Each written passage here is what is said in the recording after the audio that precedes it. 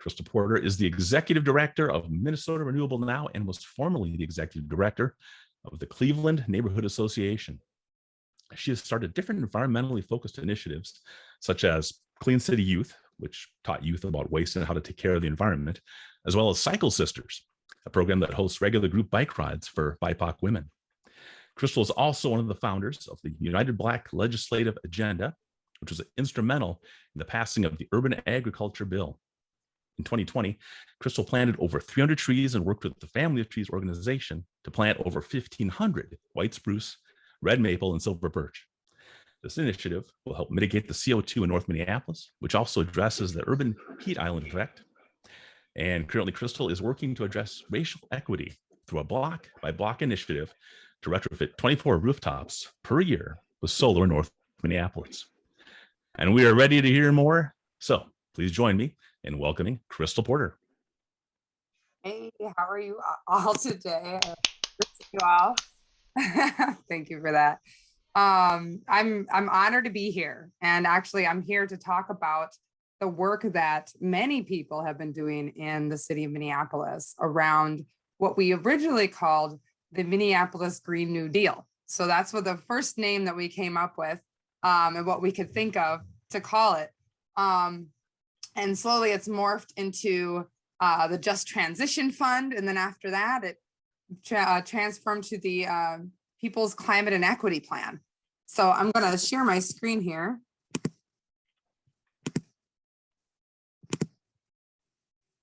Right. Awesome. Can you guys see that? Yep. Thumbs up. Yep. Awesome.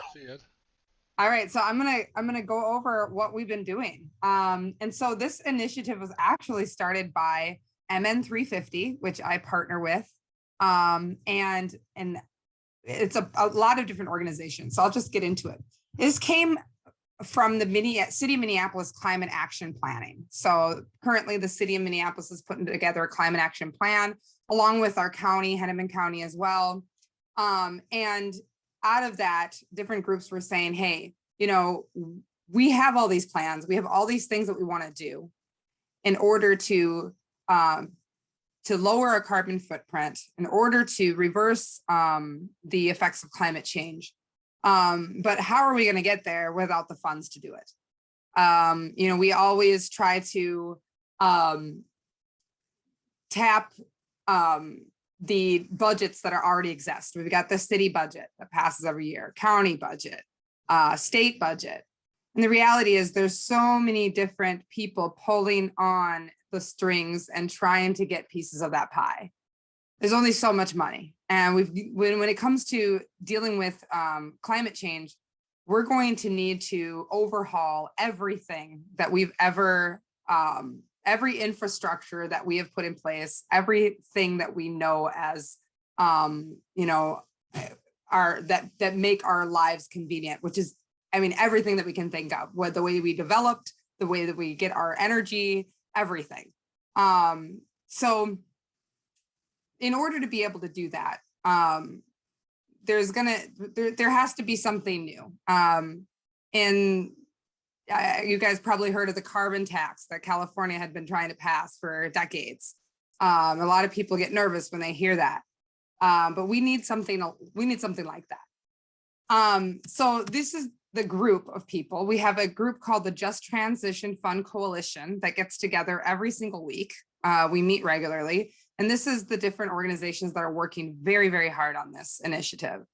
MN350 is down towards the bottom, but really this is an alphabetical order, but MN350 is definitely taking the lead on this. They're doing an amazing job. So the Just Transition Fund came out of an idea that was that started in Portland, the Portland Clean Energy Fund, which is phenomenal. They actually passed it in 2018. And what they did was it was a 1% tax on corporations in their city. And it's actually a democratically controlled fund. And it also benefits first and foremost communities of color and low income communities. So the Portland Clean Energy Fund, since it's passed, it has produced $60 to $90 million in new annual revenue for the city, which is unbelievable. You know, when you think of the larger corporations in any large city and how much they're bringing in on an annual basis, 1% can bring in a lot of extra funding for the things that we need to be able to change our infrastructure, create the workforce development that's needed and the education that's needed in order for our to be able to change our city and our state and our whole country and hopefully the world into a zero or carbon neutral world, basically. Switch to the next slide. These are the different organizations that actually work together to pass the Portland Clean Energy Fund. So actually, now you've got the frontline leaders, the more privileged organizations that have more capacity. And those are the ones that provided the capacity, provided their paid staff the time that it took to be able to organize this campaign. A lot of the smaller organizations that wanted to be able to do this work, they just didn't have the funding. They have lack of electoral experience and ballot measuring and getting signatures. There's not having that understanding or experience in engaging communities and organizing communities. And so those challenges led to form like a unique coalition and structure and process. So you've got the larger corporations that had our larger organizations like MN or the 350 PDX, actually a Sierra Club, and some of the organizations that you might recognize on the Audubon Society of Portland that were able to provide that to the smaller organizations and the people. They allowed the people in the community to lead, actually, that led this campaign. And that's kind of what we wanted to make sure that we did in this climate and equity plan in Minneapolis. And so the members of the frontline communities, they held like the primary leadership, the strategy, and then the community members, they were the ones that had the public speaking roles and the ones that organized their people, their networks. So predominantly white environmental organizations provided that capacity. And then in planning in running the petition drive and campaign. So let's go here. So actually, they were able to, so in Portland, they had to collect signatures, thousands of signatures. And like I said, it passed in November 6th on election night in 2018. So it passed on their ballot. And over 65%, which was amazing, it was just unbelievable. And actually it was during a time that almost nothing really when it came to any climate initiatives across the country were even passing during that time. So it was a really, really big deal for the city of Portland. Let's see here. So some of the things that we're able to now spring 2021. So if you think about 2018, that's when it was passed. 2021 was actually the first round of funding, which brought $8 million and 45 grants to different organizations. And the second round, and this is a little bit dated, they were announced in June. And I don't have that updated information, but I will let you know that so far what has been able to happen. And I'm going to read from these notes over here. 20 deep energy retrofits were provided for low-income Black-owned homes, $40,000 to $50,000 in every single one of those homes. 5 homes will get solar panels, and 2 of them will get battery backups. There were 200 homes that received replacement of inefficient electric heating and received installation of heat pumps. So now they'll have efficient heating and cooling for heat waves in the summers as well. The Blueprint Foundation was also able to provide workforce development and able to provide the construction for different initiatives like the Asian Pacific American Network. They were able to provide about 10 to 20 homeowners retrofits through that workforce development. The Portland Community Reinvestment Initiative retrofitted 12 homes and completed energy and water audits on 42 homes. They removed pavement in 2 schoolyards, and they were able to replace that pavement with shade trees and rain gardens. The African Alliance for Home Ownership, they received home repairs and water leak mitigation. And then also a matching fund was provided as well for solar and energy efficiency projects. So if you can imagine, like every year, of course, this is going to grow. This is a large amount of money that's provided for this city to be able to make those changes that otherwise they would not be able to. So that led to them passing the Clean Energy, the Oregon Energy Affordability Act, and that was a bill that was passed right after that. And so, like, as you can see, their larger city was able to make a big move, which enabled the whole state to adopt something similar to that. And that's really the plan with, with the People's Climate and Equity Plan. We always say Minneapolis tends to lead the rest of the state. If we do something, then the rest of the state seems to follow. It was like that even with like the organics recycling program. We started the organics recycling program, and then other cities started to follow. Now St. Paul is doing it, and the suburbs around it. And hopefully, we will be able to pass this soon, and they will follow as well. So now zeroing into Minneapolis, the city of Minneapolis, and I'm sure some of you guys know what the green zones are, but for those of you who don't, the city of Minneapolis launched the Green Zones Initiative in the spring 2017, which was designed to improve the health and support community and economic development in vulnerable communities. So low-income communities, indigenous communities, and communities of color in Minneapolis experience unequal health, wealth, employment, education outcomes. These communities are overburdened by environmental conditions such as traffic, stationary pollution sources, brownfield sites, blight, and substandard housing. These burdens won't go away on their own, and at the rate things are going, it would take hundreds of years to reverse what has been done to these communities. So a green zone is a group of neighborhoods that face the combined impacts of environmental pollution and racial, political, and economic marginalization. I can never say that word, marginalization. The Green Zone Initiative is a resident and city collaborative to support community health, economic development, and the environment.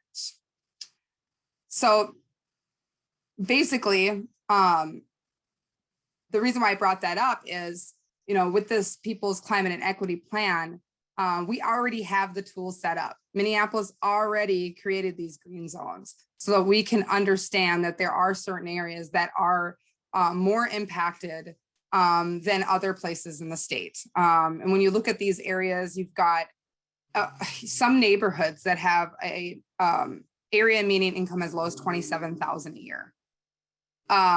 That's hard to believe. You've got neighborhoods that have the highest rates of asthma, lead poisoning, because like if you look up here in the North Green Zone, there's 5 metal recycling facilities right here. There's 2 roof shingle factories, one here and one up here. And then of course the entire Hennepin County burns its trash right here. And so this is the highest populated neighborhood of Black people in the entire state of Minnesota.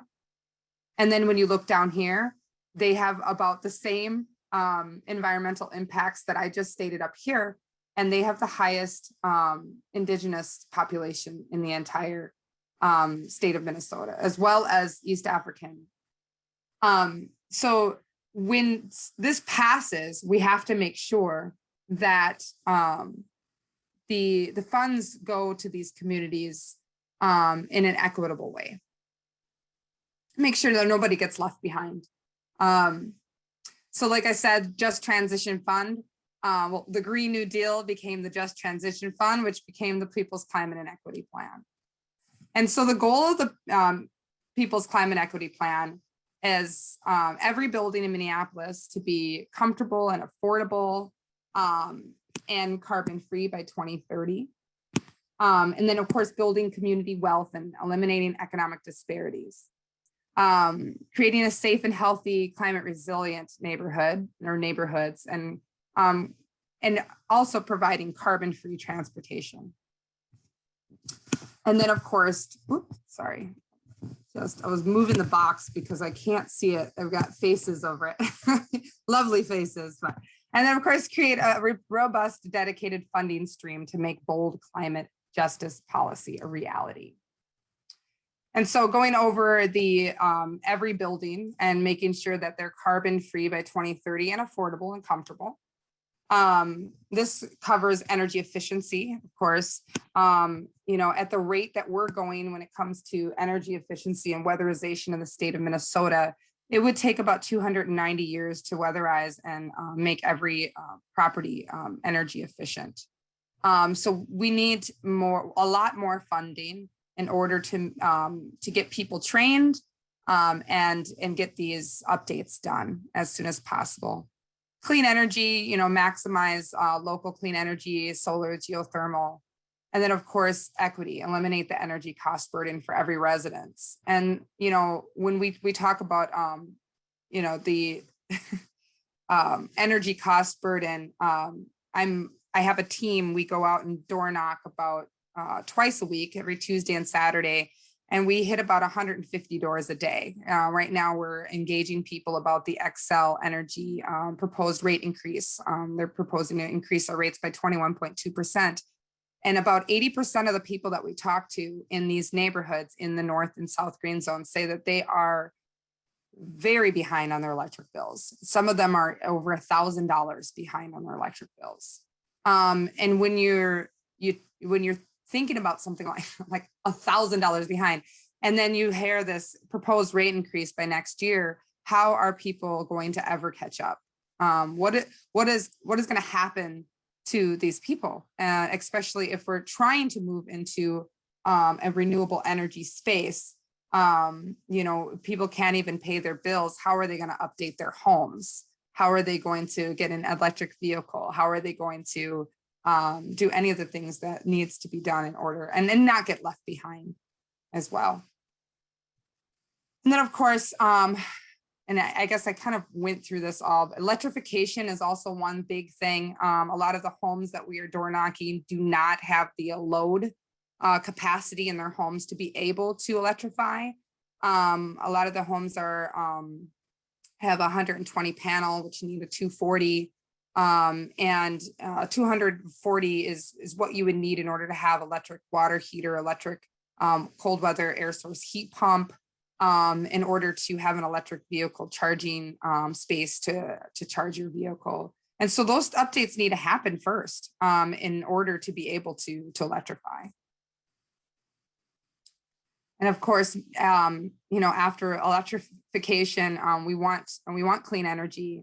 However, you know, a lot of people, if you have the privilege to own a home, a lot of folks are living paycheck to paycheck. After the last few years, it's made it very difficult for people to even get financing for anything, let alone take out another loan with their debt to income ratio to put solar on their homes. So making sure that people do not get left behind in this, you know, from the electrification to, well, first energy efficiency to electrification to installing clean energy. Those are 3 steps that are crucial and are needed. But you've got a lot of people that will get left behind and will be stuck on natural gas. And we kind of went over this one already. The next one, building community wealth and eliminating economic disparities. Of course, you know, with this fund, we want to make sure that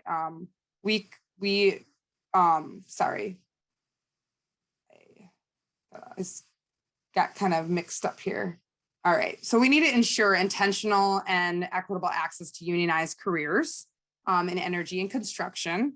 for communities of color. That is crucial. I actually, growing up in North Minneapolis, and the nearest place that you could actually get training for, any training around renewable energy, or even just electricity, to get a union job and get connected with any of those trades, you had to drive up to Lino Lakes. And unfortunately, there is a space that just opened up in North Minneapolis. They're working on starting these programs. Currently, the city of Minneapolis does provide a solar design program in North Minneapolis right now. And I actually was just driving by today, and I saw folks standing outside on their break. And I was really excited to see that 100% of the people in there are people of color, and about 15% of the people that were standing outside were women. So it was really exciting to see. And I actually had the privilege of being able to speak at the last class, and hopefully my guilty, what I really want to do is make sure that I stay connected to them, because I want them to come work for me. So we want to make sure that we also know it's important to nourish our local economy, and we can take it a step further by investing in BIPOC-owned cooperatives and sustainable entrepreneurship. So, making sure that the city of Minneapolis, when they're contracting out, they're making sure that they are equitably giving out those contracts, and making sure that women-owned businesses and BIPOC-owned businesses are able to take advantage of some of those contracts for updates in our city. Of course, worker protections is very important. We've got a high immigrant population, a lot of people that are taken advantage of. And so ensuring that these folks have the protections they need, especially if they're not union. And then, of course, this is a community-led investment. So investing directly in economic opportunities for building our carbon-free economy in Minneapolis in the green zones. And, we must directly invest in these community-led initiatives. To be honest, it's better for people that are within the community to teach the community, to reach out to the community, and to educate the community. It's imperative that historically underserved communities are not left behind as our green economy grows. And in order to do that, it's going to take people that they understand, that they know, and that they look like, in order to make that change happen. Of course, creating a safe and healthy, climate resilient neighborhoods. That's very, very important. Clean, accessible transit. We've been seeing a lot of that in Minneapolis, growing with the scooters and the bikes and the bike shares and car shares. We have the EV shares now. One just popped up in North Minneapolis. I'm very excited about that. My intern from McAllister has been using it. So really excited to see that grow. And hopefully people will start using it more, and it not just be a vanity thing, but an actual way of life where people are opting to take alternative sources of transportation instead of depending on these vehicles that are not environmentally friendly, especially when you've got a large population living in a very small area. Making sure that the neighborhood has healthy air, water, land, and reducing cumulative impacts of pollution, such as, greening up the community. People don't understand the heat island effect, but it's real. In Minneapolis, there's been times where, the Doppler was reporting, 95 degrees, but really was 105 degrees in North Minneapolis due to lack of boulevards, lack of green spaces. So, and then of course, and then, creating this plan that's centered around vulnerable communities and allowing them to thrive. And of course, creating a robust, dedicated funding stream to make bold climate justice policy a reality. This is what we mean by a dedicated funding stream. And we are bouncing things around. Should we do like Portland, have a 1% tax on corporations and businesses making more than $500,000 a year? that's really doable. We've also kicked around the franchise fee, which currently the Green Cost Share program that collects funds from two different sources. It's a fee on pollution and the utility franchise fee.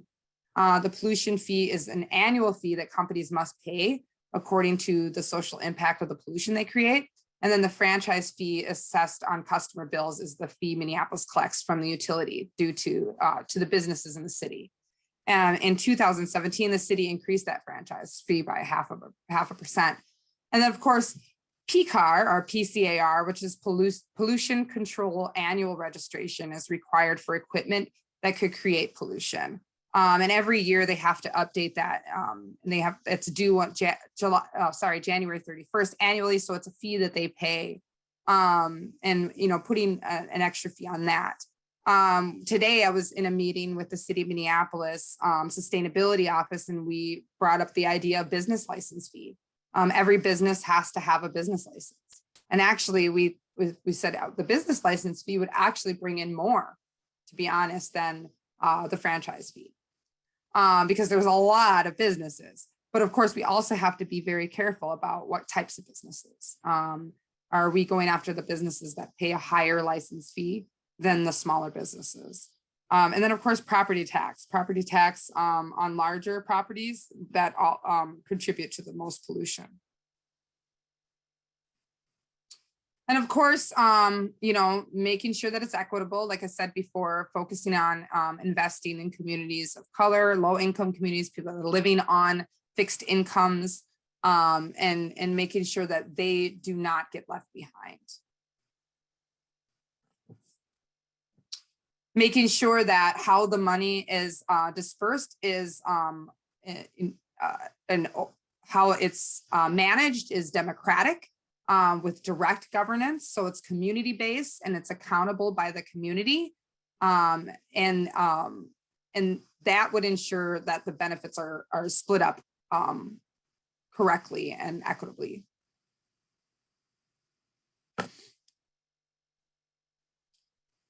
And then, of course, having that percentages of the fund, and I didn't even read this one thoroughly, but the whole point is, of course, we're tackling first and foremost the ones that have the highest greenhouse gas emissions, and focusing on the ones that the city can regulate the most.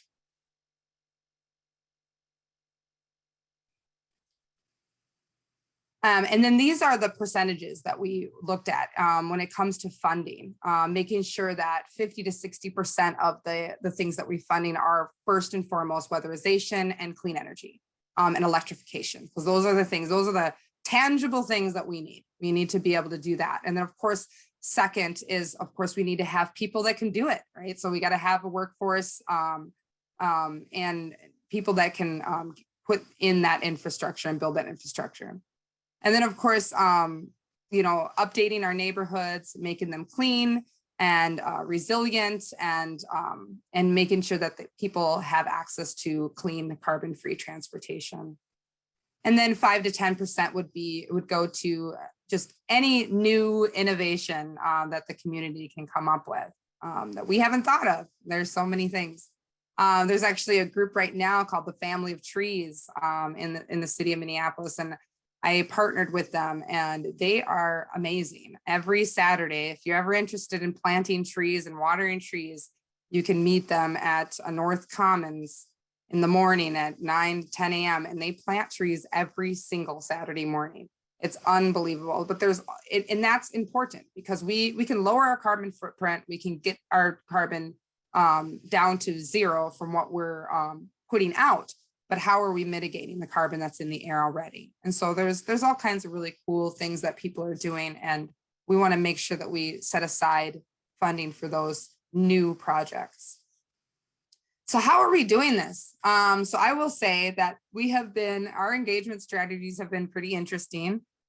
We've been hosting house parties, which is awesome.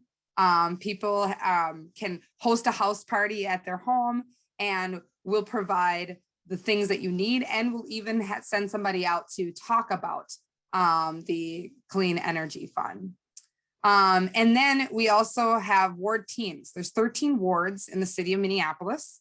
And so we have teams for every single ward that are lobbying their city council members on a regular basis. And this one is really, really important. It's a very, very key piece of the pie because the people that are going to make these decisions are our legislative body in the city, and that is the city council. And so we've been lobbying them since January of this year. And so we're very, very confident that with this, this strategy that this will pass quickly. We're hosting potlucks and then reaching out to the 70 neighborhood associations in the city of Minneapolis to host a party at their national night out as well, at their different national night outs, not just the one that the neighborhood's doing, but all of the different ones within the neighborhoods, which is really exciting. And that's a really great tactic because the neighborhood associations usually provide small grants or tools for people to be able to throw their national night outs on their block.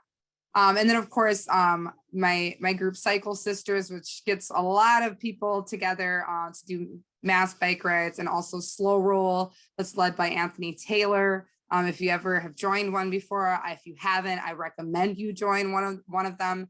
But these are large group bike rides that get people out every single week. And this is another tactic that we've used to just spread the word so that those folks leave and spread the word as well.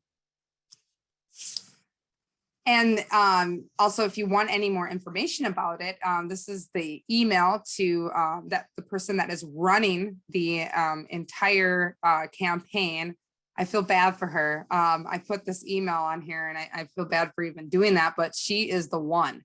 If you want to get involved and you want to activate people in your community, or you know people that are interested in activating their community, make sure that you share that email to somebody that wants to get out here and move this as fast as possible. Because the reality is, once we pass this in Minneapolis, the plan is pass it in St. Paul, and the plan is pass it across the cities, across the state, and hopefully we'll start getting some state legislation that will support this. And that's it. If you guys have any thoughts, questions, suggestions on different ways we can reach out as well, creative things that we can do to get more people involved, or if you have any questions at all for me, that would be great. Wow, thanks, Kristel. Yeah, we've got about 5 minutes. If you have any questions out there, or otherwise, we've got a couple on the chat. Oh, let's see here. Let me stop. So I think so. Hobie has a couple. Okay. Ooh. All right. All right. Asking so what's the role of the utility in this? I assume you're talking about the power companies and whatnot. Yeah. So we are actually just talking about that in I believe it's October of this year. Xcel's franchise fee is coming up for Xcel, and CenterPoint's franchise fee is coming up for renegotiations. So we were talking about possibly adding that within that as well. Currently, there is no, this is not driven by the utility at all. Utility is not working on this plan with the community. This is a complete community-driven campaign.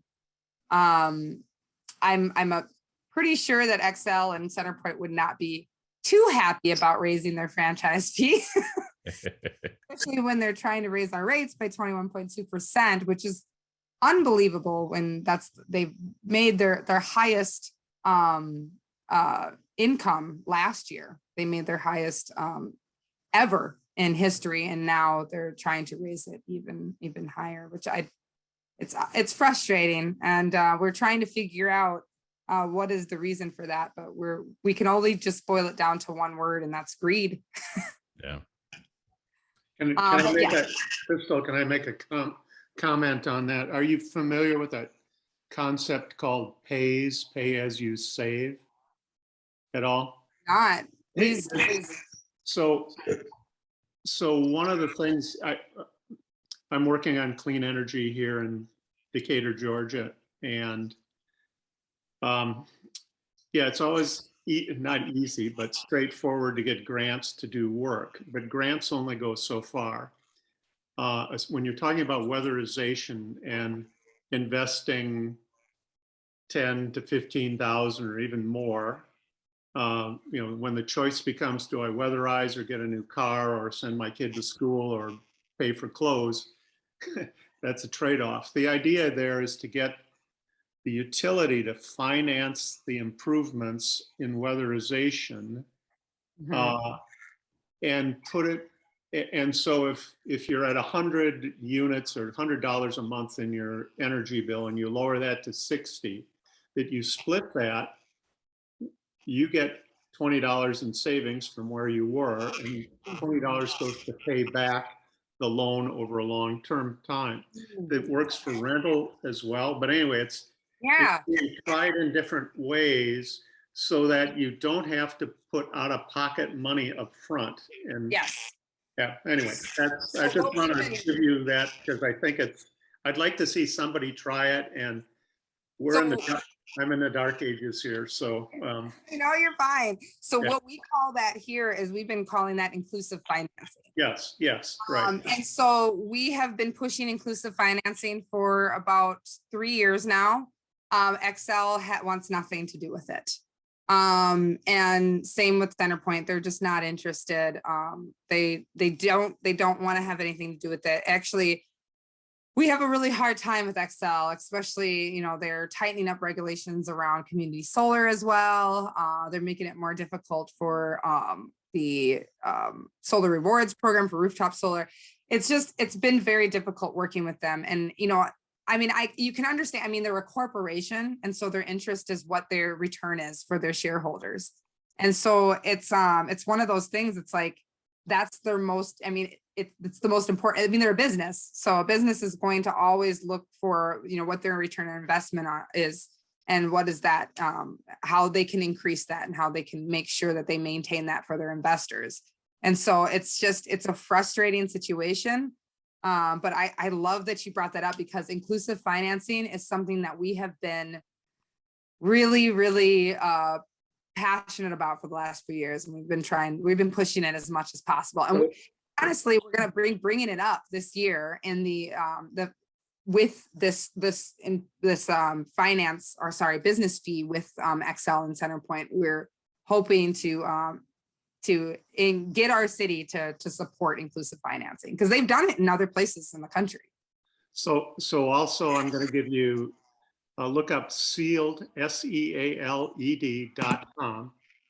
That's a private version of sort of an inclusive billing arrangement where you can do weatherization through a private fund on the same principle as the utility funding. Anyway, Okay. Thank you. Thank you. No, thank you. Hey, Kristel, you mentioned several approaches to funding this. Is one of the approaches leading? Does it have more support? Where are things at right now? So the biggest support is charging the business fee to larger corporations, kind of like a Portland Clean Energy Fund did. That's kind of why I put that on the top, because corporations that make over $500,000 a year, if we can put that 1% on there, that would be the easiest. The problem with the property taxes is people will, there'll be a lot of pushback, and it will probably cause a delay in passing it. And then also with the other one in business licenses, we'll probably get a lot of pushback from the business community as well. So we want to make sure that we can pass something and pass it quickly, so that we can have more funding to be able to move quicker and get these retrofits and get the training done. And thank you. Yep. Thanks. All right. Just want to thank Kristel Porter for a fantastic presentation, really on the importance of driving equitable change to the communities that need it, and more importantly, that deserve it. And Lincoln, thank you for being patient with us and delivering a great, very informative talk. I can see I'm going to have a lot of work this weekend with the videos, but I think it'll all be good. So our next meeting will be Thursday, August 11th. Our featured speaker will be the Dr. John Abraham, professor and climate researcher from the University of St. Thomas.